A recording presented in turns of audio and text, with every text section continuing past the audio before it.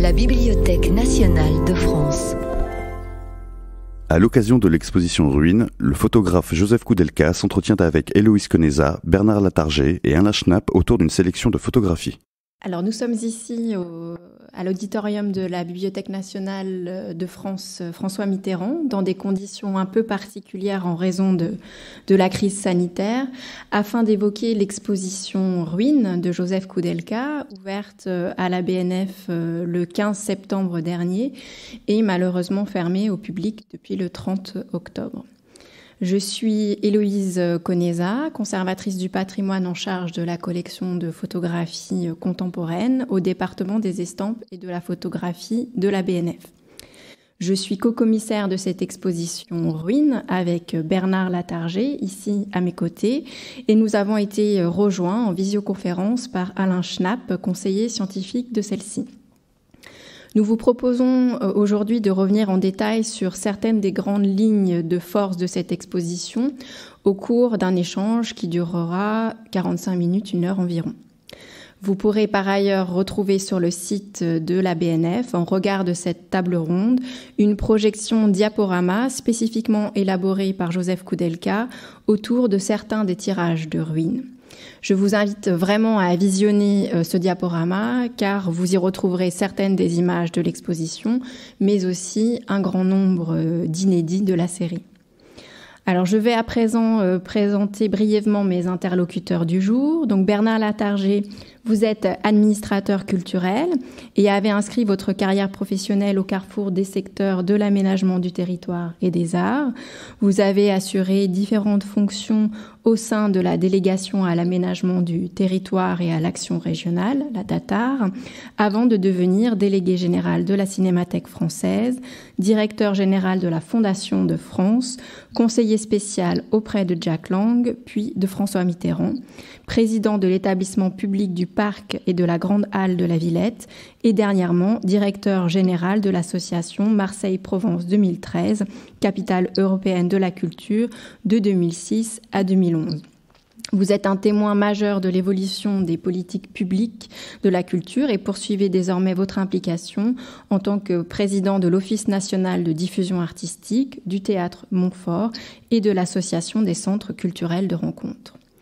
Alain Schnapp, vous êtes historien et archéologue, professeur émérite à l'Université de Paris 1. Vous avez dirigé l'Institut national d'histoire de l'art depuis sa création en 2000 jusqu'en 2005. Éminent spécialiste de la Grèce antique, vos activités de recherche ont porté sur 3 domaines distincts, l'anthropologie de l'image en Grèce ancienne, l'histoire de l'archéologie et l'étude urbaine des cités et territoires du monde grec. Vous avez été professeur invité des universités de Princeton, Naples, Pérouse, Cambridge, Santa Monica et Heidelberg, entre autres. Vous êtes membre correspondant de l'Institut archéologique allemand et avez reçu en 2014 le prestigieux prix Meyer-Struckmann. Vous avez dirigé et co-dirigé de nombreux ouvrages, et citons parmi les plus récents, Une histoire universelle des ruines, des origines aux Lumières, en 2020 aux éditions du Seuil, Une histoire des civilisations, comment l'archéologie bouleverse nos connaissances, en 2018 aux éditions de la Découverte INRAP, Piranèse ou l'épaisseur de l'histoire, en 2017 aux éditions de l'INHA, Ruines, essai de perspective comparée, en 2015 aux éditions Les Presses du Réel. Alors avant de dialoguer ensemble autour de l'exposition, je voulais, pour notre public qui n'a pas encore eu l'occasion de visiter l'exposition, présenter succinctement le photographe, Joseph Koudelka, la genèse de l'exposition et ses enjeux, en faisant défiler quelques images de la splendide scénographie réalisée par Yasmine Ossebi, accompagnée d'Alexis Cousseman pour l'éclairage et Margaret Gray pour le graphisme, une scénographie qui constitue un véritable écrin pour le travail titanesque de Joseph Koudelka. Alors titanesque, le mot n'est pas exagéré, tant produire ce projet qui a animé Joseph Koudelka jusqu'en 2019 a été un investissement de tous les instants. Pendant près de 30 ans, Koudelka a visité plus de 20 pays du pourtour méditerranéen, arpenté près de 200 sites archéologiques, revenant parfois plusieurs années de suite sur le même site afin d'atteindre, comme il le dit lui-même, son maximum, c'est-à-dire obtenir le meilleur de lui-même et de son sujet. Pour ceux qui ne connaîtraient pas Josef Koudelka, rappelons qu'il est un photographe français d'origine tchèque, né en 1938. Ingénieur aéronautique de formation, il débute par la photographie de théâtre. Mais ce sont ces photographies du printemps de Prague en 1968 qui le font connaître dans le monde entier. Ce sont elles aussi qui le contraignent à s'exiler de son pays natal pendant plus de 20 ans. Cela donnera lieu à la très belle série Exil, en parallèle de laquelle il mène aussi un autre projet au long cours, Gitan, pour lequel il photographie la communauté des gens du voyage dans le monde entier.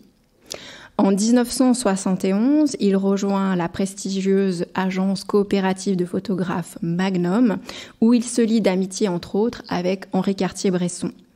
Au fil des années, 2 grands éditeurs vont accompagner l'élaboration et la publication de ces séries, Robert Delpire et Xavier Barral, tous 2 disparus il y a peu.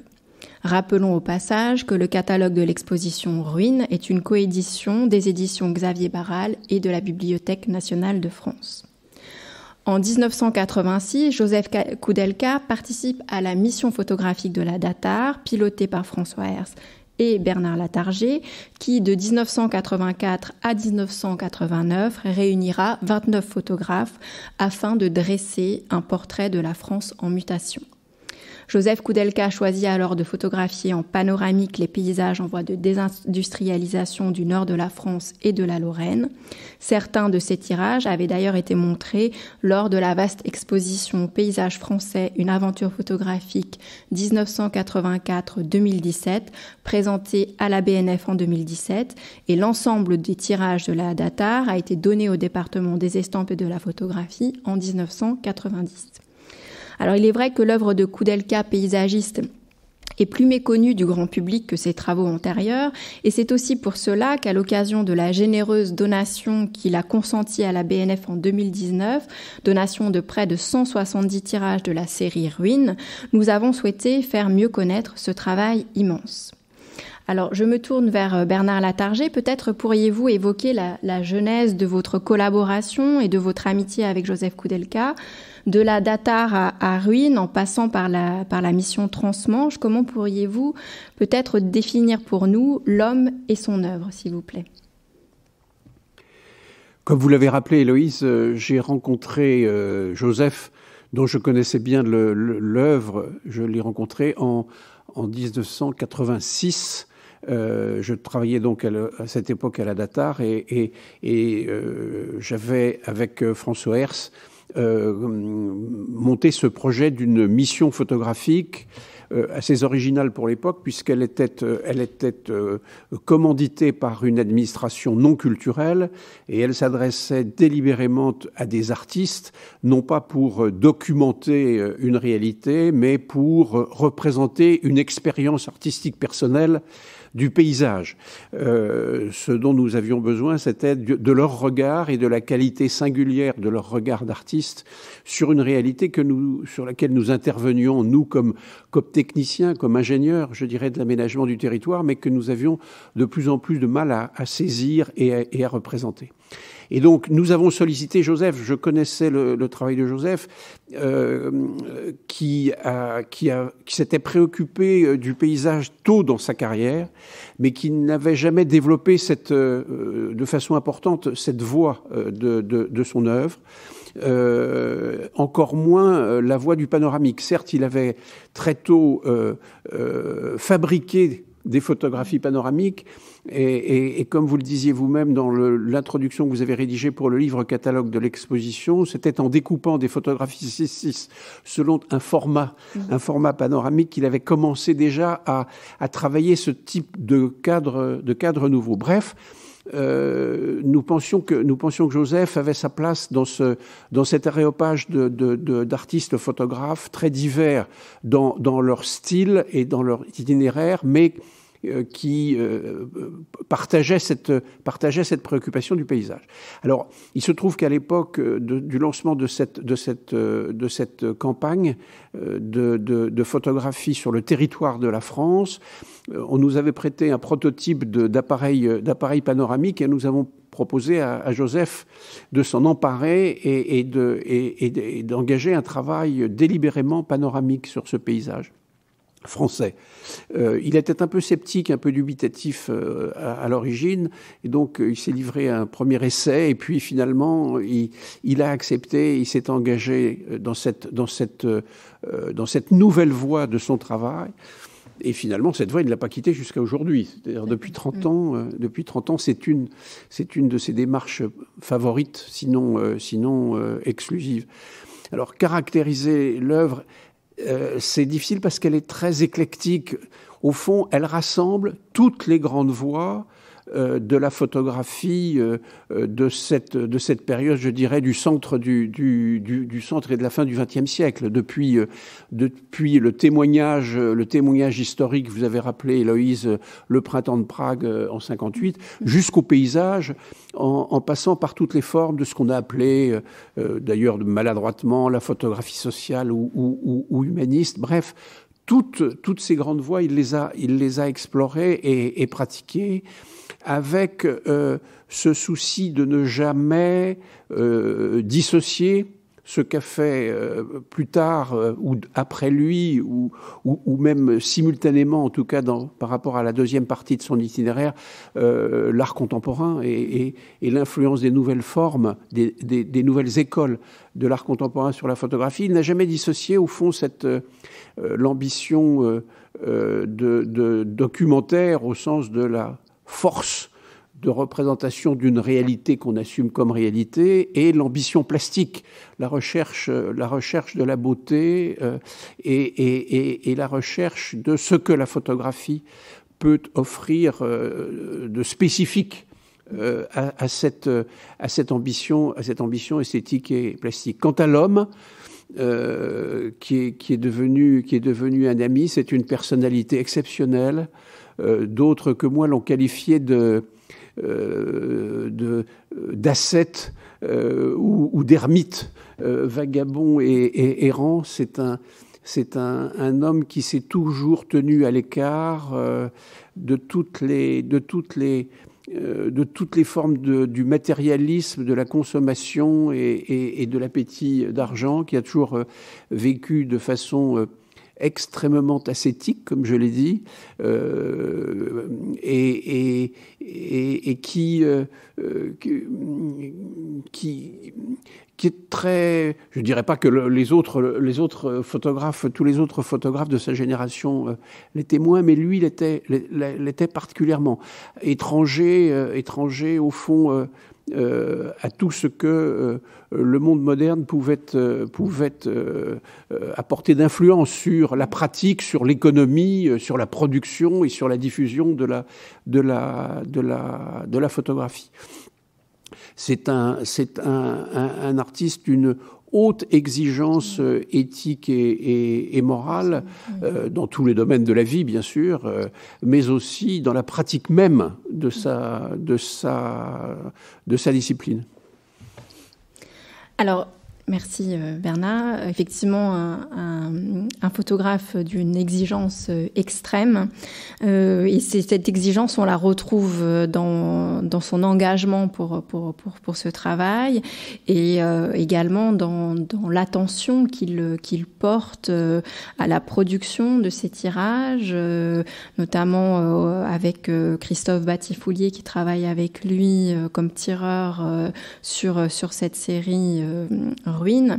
Alors l'exposition de la BNF réunit 110 tirages, 40 grands tirages panoramiques horizontaux de grand format, 52 tirages de plus petits formats dans les socles en périphérie et 18 tirages verticaux.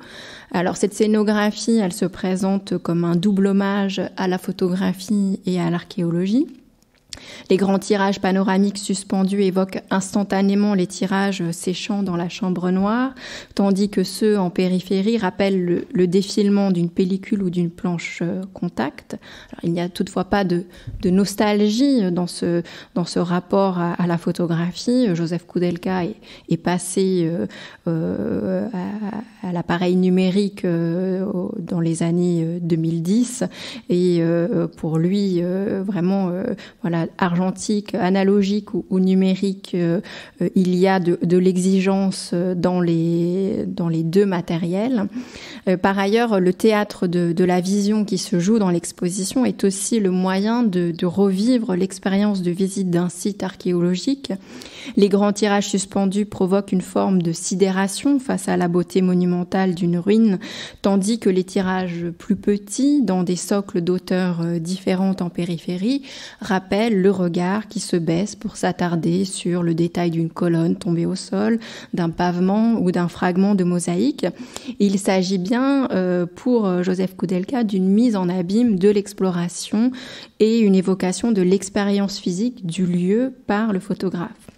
Alors le parcours de l'exposition est assez libre, il incite à déambuler dans cette forêt de tirages et invite à appréhender la ruine comme un tout. Cette sensation est renforcée par le fait que les cartels sont tous sur un livret à part, remis à l'entrée aux visiteurs afin de regarder les tirages pour qu'ils révèlent ensemble les points communs et les différences des sites antiques. Ce parcours est différent de celui qui est proposé dans le catalogue, qui obéit à un classement des images par site et par pays, classement pour lequel nous avons travaillé avec vous, Alain Schnapp. Alors, vous venez de faire paraître aux éditions du Seuil cette merveilleuse histoire universelle des ruines. Pourriez-vous revenir sur ces grandes étapes de l'histoire mondiale qui ont fasciné, modulé cette vision des ruines de l'Antiquité aux Lumières, s'il vous plaît? Je vous remercie de cette suggestion et de m'avoir associé à ce travail dont j'ignorais presque tout avant d'avoir la chance de vous rencontrer et de rencontrer Joseph. Et Bernard et vous-même avez bien cadré le champ de la modernité dans lequel s'insère son œuvre. Pour quelqu'un qui, comme moi, est archéologue et s'intéresse au rapport entre les ruines et les sociétés, ce travail esthétique est fondamental parce qu'il repose des questions qui avaient été un peu oubliées. Pour bien les comprendre, il faut partir de deux ruptures. La première se produit à la fin du XIVe siècle, au début du XVe siècle. C'est le début de ce que nous appelons l'illustration archéologique. La seconde se situe à la fin du XIXe siècle avec l'invention de la photographie. Et la troisième, j'aurais tendance à dire, rencontre les techniques numériques et cette esthétique nouvelle d'un paysage sans contrainte que nous propose Koudelka. Je reviens donc à ce premier moment du XVe siècle, la fin du XIVe, où les visiteurs de l'Orient et du monde classique commencent à dessiner. Et où très rapidement, grâce à Gutenberg, on commence à imprimer. Jusque-là, les sociétés humaines avaient vécu avec la conscience des ruines. Nous avons une conscience des ruines chez les Mésopotamiens du 3e millénaire, chez les Sumériens, nous l'avons chez les Égyptiens, nous l'avons dans la Chine ancienne. Mais à une exception qui est la Chine, qui serait particulière, avec sous les Song au XIe siècle, jamais on n'avait dessiné des ruines. Donc en gros, l'humanité n'a communiqué avec le passé entre la fin du néolithique et le XVe siècle à travers des mots. On pouvait décrire, il y avait des poètes pour le faire, il y avait des périégètes, il y avait des géographes qui vous décrivaient les ruines. Et ces ruines faisaient partie, je dirais, d'un socle qui est à la fois occidental et oriental. Parce qu'en matière de ruines, il y a des dynamiques propres, il y a une histoire occidentale des ruines qui commence peut-être avec les Grecs, mais il y a une histoire chinoise des ruines, il y a même une histoire védique des ruines, ce qui serait une question que je ne peux pas aborder ici, mais qui n'est pas sans intérêt. Donc, cette première révolution, ça a été la naissance de l'image de l'Antiquité. Elle passe à travers la gravure sur bois, puis les différentes méthodes de l'impression qui sont celles des XVIe et XVIIe siècles. Et elle va vraiment culminer dans les grands albums de la fin du XVIIIe siècle. Elle va culminer aussi avec des Piranèses, des personnages qui, de la Renaissance aux Lumières, ont été les interprètes de la relation entre le monde occidental et les ruines. La deuxième période, elle apparaît quand, brusquement, en maîtrisant le principe photographique, on a l'impression que l'enregistrement du passé, la description du passé, peut devenir automatique. Et les premières missions orientalistes, par exemple, à une époque où il est très difficile de produire des photographies, parce que les méthodes, les supports de verre, etc., les produits chimiques, tout ça, se balader dans le désert de l'Égypte ou de la Mésopotamie avec ça, c'est très compliqué. Et pourtant, dès 1870, dès 1880, nous avons les premières photographies d'Antiquité. À ce moment-là, la vision, au moins que les archéologues et une partie du public imposent aux photographes, c'est celle de documenter. Brusquement, on a l'impression que tout est repérable, on peut tout enregistrer. Et que donc, ce que le dessinateur et le graveur après lui devaient faire devient une chaîne instantanée que le photographe ouvre à tous les amateurs d'Antiquité. On va voir se développer la photographie artistique, la photographie touristique, mais au départ, la photographie a été documentaire. Je dirais la troisième période, qui commence avec le développement des techniques numériques, doublement numériques pour nous archéologues, parce qu'il y a le numérique comme enregistrement d'image, il y a aussi le numérique comme enregistrement topographique, avec les stations totales qui changent complètement, et maintenant l'arrivée des drones, qui changent complètement notre rapport au terrain et nos capacités d'enregistrement. Le drone représente un élargissement, en quelque sorte, du concept de vue panoramique, puisqu'il devient, je dirais, une vision absolument maîtrisée de tous les champs. On pourrait explorer cette veine et la discuter avec des créateurs contemporains. La force du travail de Koudelka est de remettre, je dirais, le sens de la ruine au cœur de l'image. Il n'y a pas de ruine sans une complicité entre la société et ce qui reste du passé. Et la pire injure qu'on puisse faire aux ruines, ce n'est pas tant les destructions, c'est l'oubli. Quand les sociétés sont face à face avec des monuments qu'elles ne voient même pas ou qu'elles considèrent comme des phénomènes naturels ou comme des accidents de l'histoire géologique, à ce moment-là, la ruine ne peut pas émerger. Parce qu'au cœur de la ruine, il y a ce mot latin, ruo. Ruo, c'est ce qui se défait. Et ce qui se défait devient ruina. Et ça marche de la même manière en grec. Et je pourrais vous inviter à un parcours dans le monde chinois ou dans le monde arabe, où ces mots, sous des aspects divers, existent. Et la force du regard de Koudelka est brusquement, avec cette idée du panoramique, de dire la ruine vous parle, la ruine n'est pas seulement quelque chose qui est du passé, elle est inscrite profondément dans un présent que l'objectif peut vous faire découvrir et que l'exposition rend si particulièrement sensible et attractif. J'en profite pour rebondir justement sur cette question de la singularité du regard de Joseph Koudelka qu'il met en œuvre dans cette série Ruines. Et donc ce choix de l'objectif panoramique et les résultats esthétiques qui en découlent. Alors Joseph Koudelka dit avoir longtemps été en admiration enfant devant une gravure panoramique du Vésuve qui était chez son grand-père.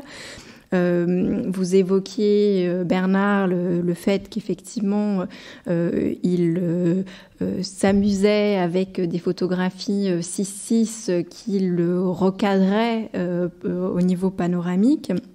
Mais ce qui est intéressant de noter dans le travail panoramique de Joseph Koudelka, qui est une constante effectivement de la Datar jusqu'à des séries comme Chaos, Lime sur les carrières, The Wall sur le mur entre Israël et Palestine, ou encore plus récemment Industria. Ce qui est intéressant, c'est l'usage totalement à contre-courant qu'il fait du panoramique. Alain, vous évoquiez le panoramique dans son lien peut-être, enfin la photographie dans son lien avec l'archéologie au 19e.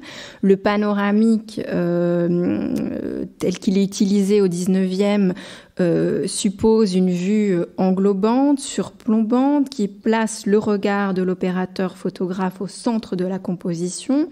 On songe par exemple à certaines images de Maxime Ducamp dans la campagne égyptienne. Et je vous renvoie à ce sujet à la conférence d'Anne Lacoste sur les liens entre archéologie et photographie au 19e, qui avait eu lieu donc à la BNF le 26 septembre dernier et qui est disponible sur le site de la bibliothèque.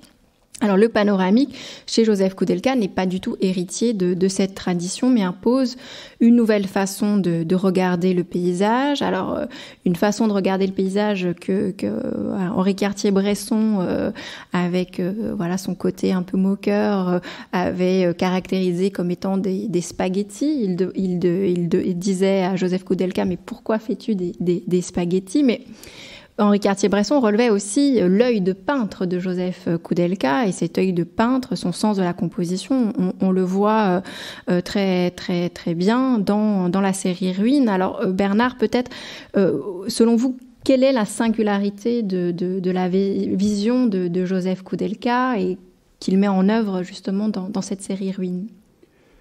Alors, vous venez de le dire, Héloïse, Joseph détourne l'usage traditionnel du panoramique.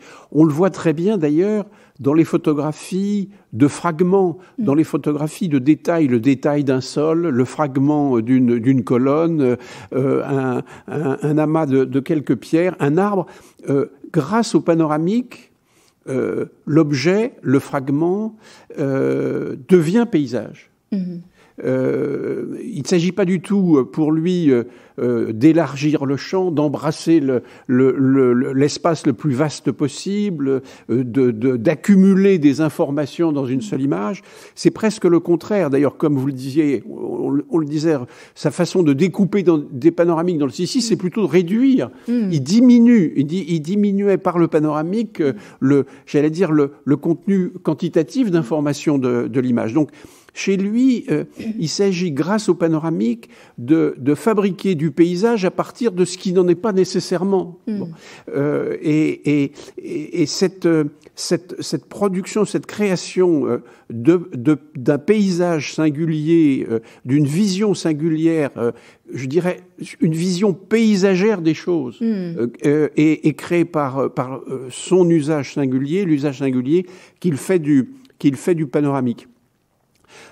En général, la vision panoramique, la photographie panoramique impose le pied, le grand format, la plaque, la chambre, bref, tout un dispositif, l'horizon.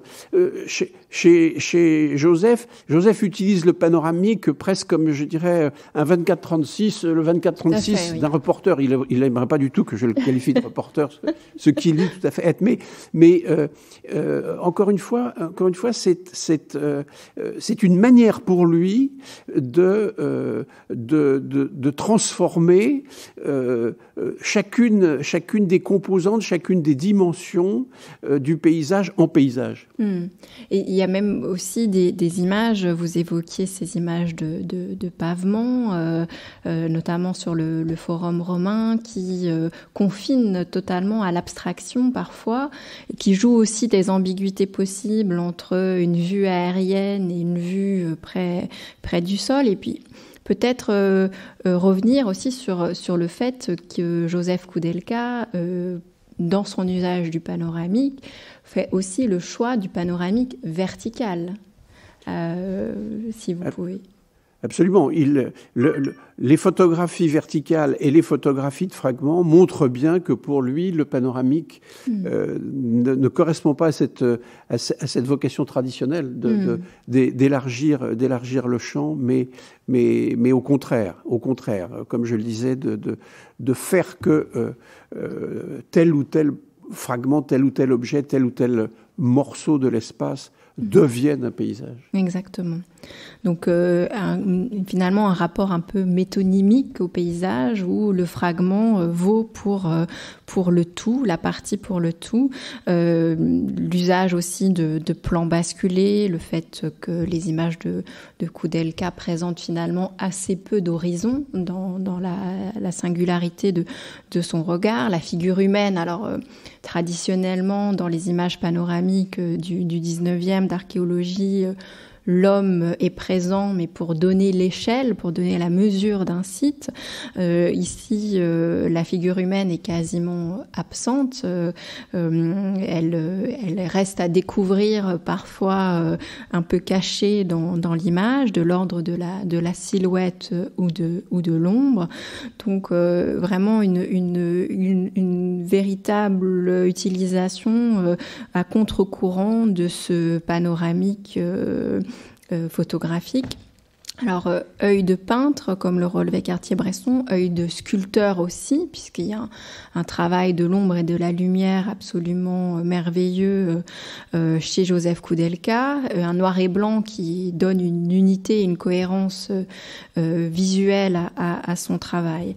Alors, à côté de ces considérations esthétiques et plastiques sur l'œuvre de Joseph Koudelka, j'aimerais peut-être à présent qu'on en vienne à ce qui l'a conduit d'une certaine façon à faire ce projet et comment la ruine qu'il met en scène dans ses images est extrêmement intéressante. Alors Alain, dans le Monde d'Homère, Pierre Vidal-Naquet écrit « Il est impossible de faire coïncider une épopée et une fouille ». Alors si la série Ruines de Joseph Koudelka a pu être comparée à une odyssée, ces photographies qui sont tout sauf documentaires, nous l'avons dit avec Bernard, ne cherche-t-elle pas aussi à rejouer quelque chose de l'ordre du récit épique ou du récit homérien, la tension peut-être entre le chaos des titans et le calme olympien. Vous évoquiez par ailleurs le fait qu'au XIXe siècle, le photographe était aussi un opérateur au service de l'archéologue et la vue panoramique un moyen d'englober l'ensemble d'un site de fouille. Alors, question connexe, comment appréhendez-vous la singularité de la vision photographique de Koudelka et en quoi cette vision artistique peut être complémentaire de la vision scientifique de l'archéologue? Bien, Koudelka place, comme vous venez de le rappeler, comme Bernard l'a rappelé, le paysage au cœur de sa construction, mais pas le paysage déjà construit, c'est l'œuvre photographique, comme Bernard le disait il y a une minute, et qui, par l'exagération de certains détails, peut imposer un nouvel ordre paysager. Et donc, ce qui se passe, me semble-t-il, avec l'œuvre de Joseph Koudelka, c'est que, brusquement, le photographe revendique un témoignage, je dirais, lisible et total de ce qu'il ressent devant les ruines. Il regarde les ruines en face. Et c'est ce risque qu'il prend de choisir sa vérité sur les ruines qui donne leur originalité à ces clichés. Vous rappeliez ce mot de Vidal-Naquet sur le fait que le récit et la fouille ne coïncident jamais. Et en effet, c'est l'histoire de Troie, et c'est l'histoire de la Bible, c'est l'histoire de toute la relation des hommes avec le passé. Les mots disent certaines choses, ces mots inscrits sur la pierre, sur le bois, sur les papyrus ou sur d'autres supports, témoignent au fil du temps, mais ils n'ont jamais été, en quelque sorte, produits pour éclairer il faisait allusion tout à l'heure en disant qu'on n'avait que des mots jusqu'au XVe siècle pour décrire les sites archéologiques, eh bien, ils ne font jamais directement référence à cela. En se libérant, je dirais, de la gangue documentaire, en affirmant que le regard du photographe a la liberté pleine et entière de choisir ses plans pour illustrer ce qui fait la force des ruines, à mon avis, Koudelka retrouve un souffle qui est un souffle poétique. Et ce souffle poétique a toujours accompagné l'archéologie. Donne simplement cet exemple. Pétrarque est le premier à créer, je dirais, un langage de l'Antiquité. Et en même temps, il fonde la poésie en langue italienne moderne. De la même manière, Du Bellay fonde une partie de notre héritage lexical concernant la poésie en même temps qu'il se promène dans les ruines romaines. Et je pourrais vous emmener en Allemagne avec Martin Opitz à la fin du XVIe siècle, avec Thomas Brown au XVIIe siècle en Grande-Bretagne, tous des grands antiquaires et tous des inventeurs de nos langues modernes. Donc en reprenant à son compte la plastique, je dirais poétique, Koudelka nous amène dans un monde nouveau où on doit renégocier avec le passé. Et Lucrèce, qui a été le grand poète qui a le premier combiné les ruines de l'homme et les ruines de la nature, a un vers qui conclut sa réflexion extraordinaire sur l'histoire de la terre et l'histoire des hommes. Et il conclut « Fiat mundi confusa ruina ».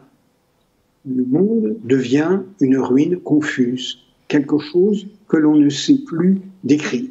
Et c'est le travail des antiquaires de mettre de l'ordre et de créer des espaces d'intelligibilité. Et à mon avis, le travail de Koudelka, dans l'ordre photographique, est parallèle à celui des poètes. Il ne se soucie pas de la reconnaissance des formes et des espaces en tant que tels. Il les prend en charge comme un vécu dont on ne peut se défaire, parce que s'il n'y a plus de ruines, il n'y a plus de passé, et s'il n'y a plus de passé, il n'y a plus de société.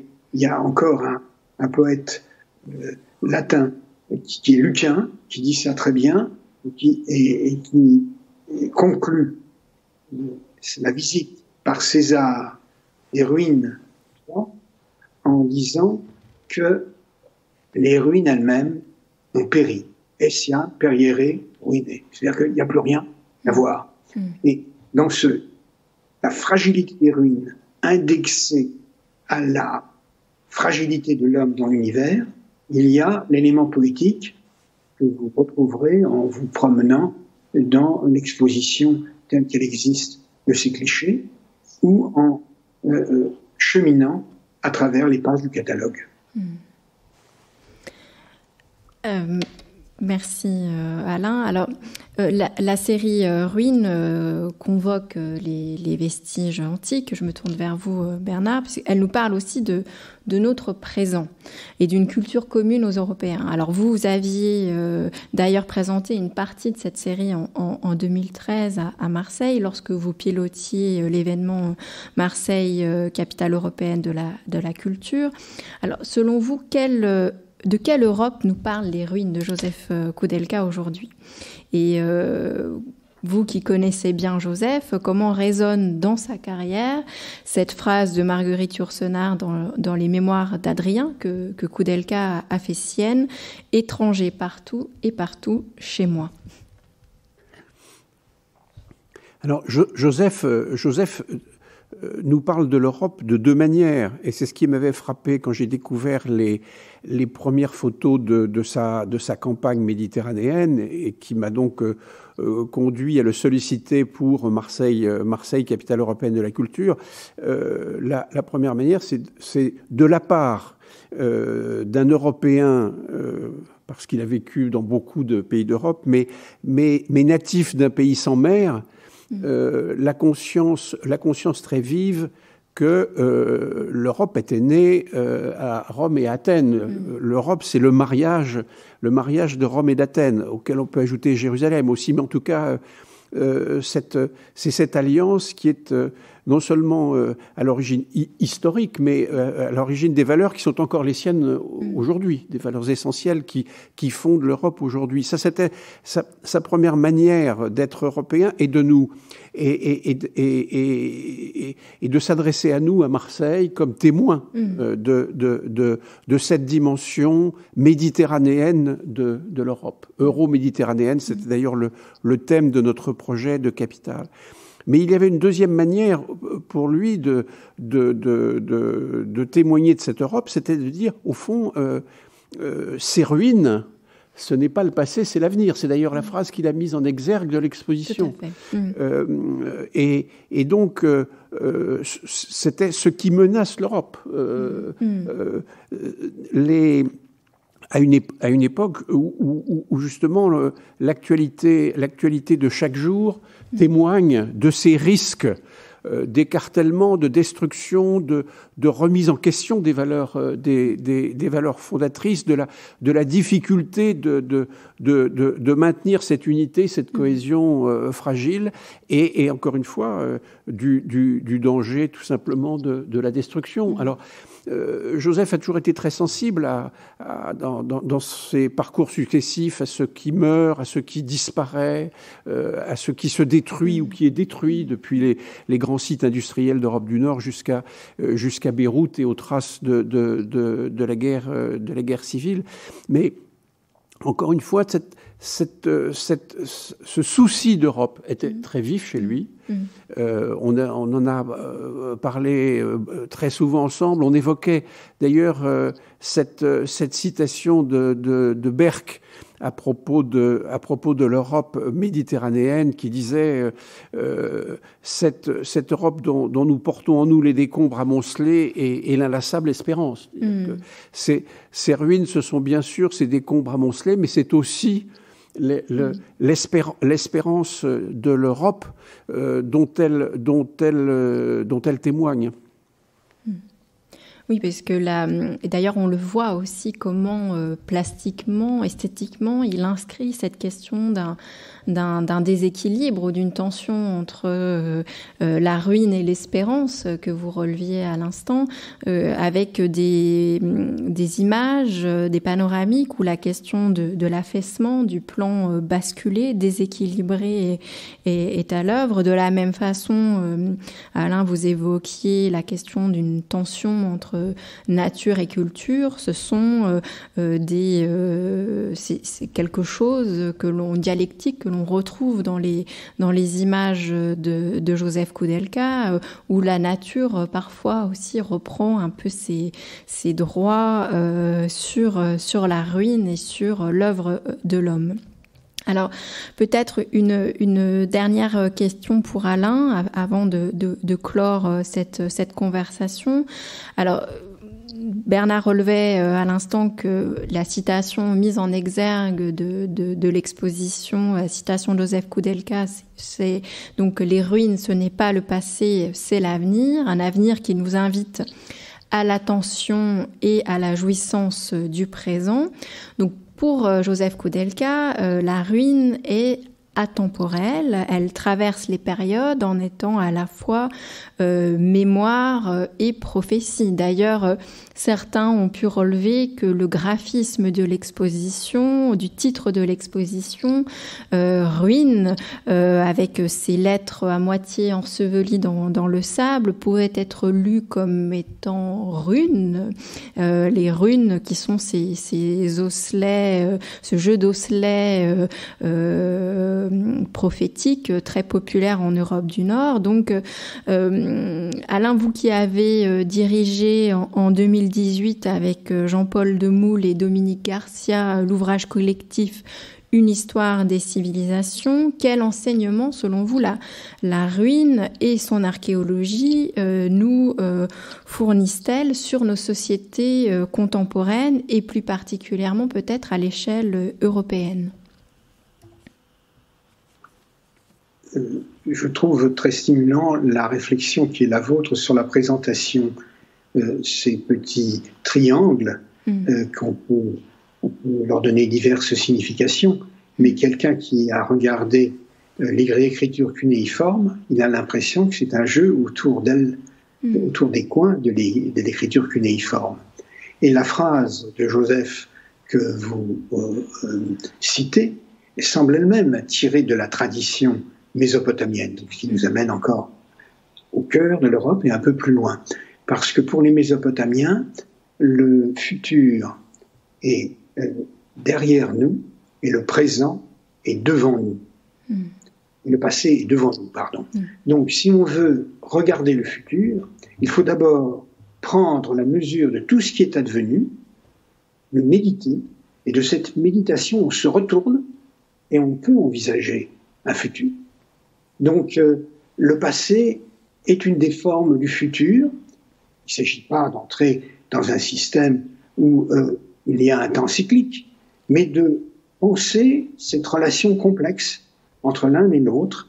Et quand j'ai trouvé cette expression qui a été étudiée par la grande assyriologue Helena Cassin, il y a pas mal de temps, disant que le futur derrière nous et le passé est devant nous, j'ai pensé que c'était une invention purement mésopotamienne. Et en fait, c'est une expression qu'on trouve y compris dans des cultures vernaculaires comme celle de l'Amérique andine, qui n'ont pas de tradition écrite. Donc c'est beaucoup plus compliqué. Et cela montre, je dirais, la façon dont la ruine est coextensive à tous les systèmes de pensée. Les ruines, on peut les admirer, on peut les refouler, on peut les haïr, on peut tenter de les détruire, mais finalement, c'est ce que dit le Chateaubriand, c'est ce que dit Simmel, le sociologue allemand qui a le plus contribué à la théorie moderne des ruines. Il en restera toujours quelque chose, même si, évidemment, ce quelque chose est lui-même sujet à une caution historique, c'est-à-dire qu'est-ce qui arrive dans nos sociétés. Donc au moment où l'Occident est à la fois si riche de technologies qui permettent de reconstituer et de remémorer le passé, il n'est pas sans intérêt de se pencher sur les petites traces extrêmement fragiles que les hommes du passé nous ont laissées. Et donc, derrière, je dirais, le socle de ce que nous appelons notre culture occidentale, et qui, comme Bernard le rappelait, il regarde vers Jérusalem et plus largement peut-être vers l'Égypte et vers la Mésopotamie, voire même le monde iranien antique. Il y a dans notre modernité un besoin de regarder dans les yeux, comme les artistes nous proposent, ce passé, et d'en prendre, je dirais, quelques sentiments. Ne pas, en quelque sorte, ériger le passé en une matière inerte, ce qui nous ferait tomber dans ce qu'on appelle le présentisme, c'est-à-dire les questions de l'heure qui s'opposent à un passé qui est déjà révolu. Donc, l'expérience intellectuelle et esthétique qui a été pour moi de partager avec vous ces discussions avec Joseph Koudelka et la rencontre avec son œuvre, elle me pousse à penser que les mots bien agencés, les Grecs diraient les mots bien construits, parce que pour eux, écrire un poème, c'est la même chose que construire un temple. Ils ont toujours, ces mots bien agencés, ont toujours leur rôle.